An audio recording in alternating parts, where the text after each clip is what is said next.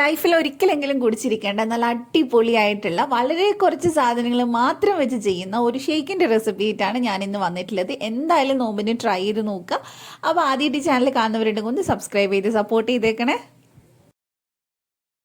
അപ്പോൾ ആദ്യം തന്നെ ഇത് ഉണ്ടാക്കാനായിട്ട് ഞാനിവിടെ ഒരു മിക്സിയുടെ ജാർ എടുത്തിട്ടുണ്ട്. അതിനകത്തോട്ട് ഞാൻ ചേർക്കുന്ന ഈന്തപ്പഴമാണ്. കുരു കളഞ്ഞിട്ടുള്ള ഈന്തപ്പഴം എടുക്കുക.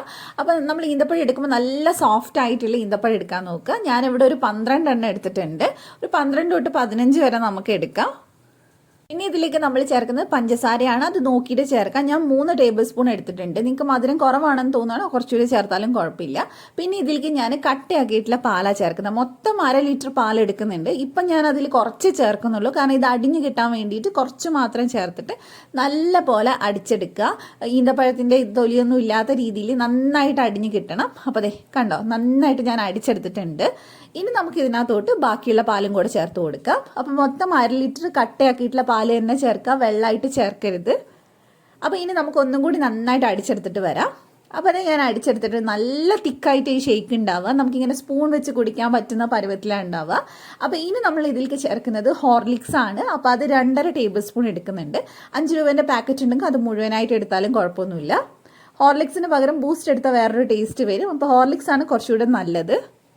പിന്നെ ഇതിലേക്ക് നമ്മൾ ചേർക്കുന്നത് മെയിൻ ആയിട്ടുള്ള ഒരു ഇൻഗ്രീഡിയൻ്റ് ആണ് ഉണക്കമുന്തിരി. അത് നമ്മൾ ആ ഒരു പച്ച കളറിലുള്ള തന്നെ എടുക്കാം. ബ്ലാക്ക് റേസിൻസ് എടുക്കരുത്, കാരണം അതിൻ്റെ ടേസ്റ്റ് മാറിപ്പോവും. അപ്പോൾ ഇത് തന്നെ എടുക്കാൻ നോക്കുക. 2.5 ടേബിൾ സ്പൂൺ ഞാൻ എടുത്തിട്ടുണ്ട്. അപ്പോൾ ഇനി നമ്മൾ ഒരുപാട് നേരം ഇട്ട് അടിക്കരുത്. 1-2 വട്ടം ചെറുതായിട്ടൊന്ന് ക്രഷ് ചെയ്ത് മാത്രം എടുത്താൽ മതി, കാരണം ആ മുന്തിരി നമുക്ക് കടിക്കാൻ കിട്ടണം കഴിക്കുന്ന സമയത്ത്. അപ്പോൾ നമ്മളിത് ഹോർലിക്സും മുന്തിരിയൊക്കെ ഇട്ട് ഒന്ന് ക്രഷ് ചെയ്തെടുത്തിട്ടുണ്ട്. ഇത്രയേ ഉള്ളൂ. ഇതാണ് ഇതിൻ്റെ കറക്റ്റ് ആ ഒരു തിക്നെസ് എന്ന് പറയുന്നത്. പെട്ടെന്ന് തന്നെ സെർവ് ചെയ്യുക. നല്ല ടേസ്റ്റി ആയിട്ടുള്ള ഒരു ഷേക്കാണ്. എന്തായാലും ട്രൈ ചെയ്ത് നോക്കുക. വേറെ എന്ത് ട്രൈ ചെയ്തിട്ടില്ലെങ്കിലും ഈ ഒരു ഷേക്ക് നിങ്ങളൊന്ന് ട്രൈ ചെയ്ത് നോക്കുക.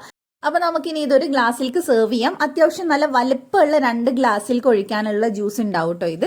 അപ്പോൾ ഞാൻ ഒന്നിലേ ഒഴിച്ച് കാണിക്കണുള്ളൂ. പിന്നെ നിങ്ങൾക്ക് ഇത് ഡെക്കറേറ്റ് ചെയ്യുന്നതൊക്കെ നിങ്ങളുടെ ഇഷ്ടത്തിനനുസരിച്ച് ചെയ്യാം. ഒന്നും ഇല്ലെങ്കിലും കുഴപ്പമൊന്നുമില്ല. ഞാൻ കുറച്ച് ചോക്കോസ് വെച്ചിട്ട് ചുമ്മാ ഒന്ന് വെക്കുന്നുണ്ട്, ഒന്ന് ഫോട്ടോ എടുക്കാൻ വേണ്ടി, ഒരു ഭംഗിക്ക് വേണ്ടി മാത്രം വെക്കുന്നതേ ഉള്ളൂ. അപ്പോൾ നിങ്ങൾക്ക് റെസിപ്പി ഇഷ്ടമായിട്ടുണ്ടെങ്കിൽ ചാനൽ ഒന്ന് സബ്സ്ക്രൈബ് ചെയ്യുക. തൊട്ടടുത്തുള്ള ബെല്ല് ക്ലിക്ക് ചെയ്തിട്ട് ഓളോടെ ക്ലിക്ക് ചെയ്യുക. എന്നാൽ മാത്രമേ ഞാനിടുന്ന നോമ്പിൻ്റെ റെസിപ്പീസൊക്കെ നിങ്ങൾക്ക് കിട്ടുള്ളൂ. അപ്പോൾ അതുപോലെ തന്നെ ട്രൈ ചെയ്തിട്ട് ഫീഡ്ബാക്ക് പറയാം. എന്നാലും മറ്റുള്ളവർക്കൊന്ന് ട്രൈ ചെയ്ത് നോക്കാൻ തോന്നുള്ളൂ. അപ്പോൾ എന്തായാലും മറ്റൊരു നല്ല റെസിപ്പി ആയിട്ട് നമുക്ക് വീണ്ടും നാളെ കാണാം ഇൻഷാ അല്ലാഹ്. Thank you for watching.